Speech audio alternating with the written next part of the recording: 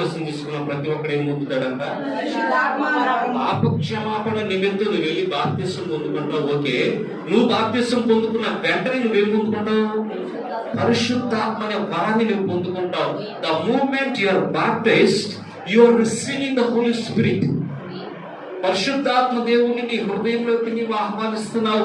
పరిశుద్ధాత్మ దేవుని బాప్తిసం పొందిన క్షణం నుంచి ఆయన నీలో నివసించడం స్టార్ట్ చేస్తాడు. ఎప్పుడైతే ఆయన నీలో నివసించడం స్టార్ట్ చేస్తాడో యూ విల్ సెన్స్ ఇట్. ఎలా అంటే దేవుడు ఉదయాన్నే నేను లేపుతాడు, ప్రార్థనలో కూర్చోబెడతాడు. ప్రార్థన లేకపోతే నీలో నెమ్మది ఉండదు. ఒక చిన్న తప్పు చేసిన నీ మనస్సాక్షి నిన్ను పదే పదే పదే పదే గద్దిస్తా ఉంటది.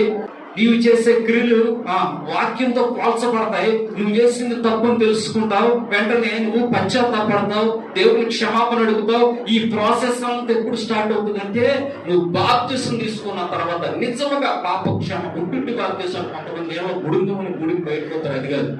నిజంగా మనం కనుక రక్షణ పొంది బాప్తిసం తీసుకున్నట్లయితే ఈ ప్రాసెస్ అంతా నీలో జరుగుతూనే ఉంటది. ఎప్పుడు దాకా తెలుసా?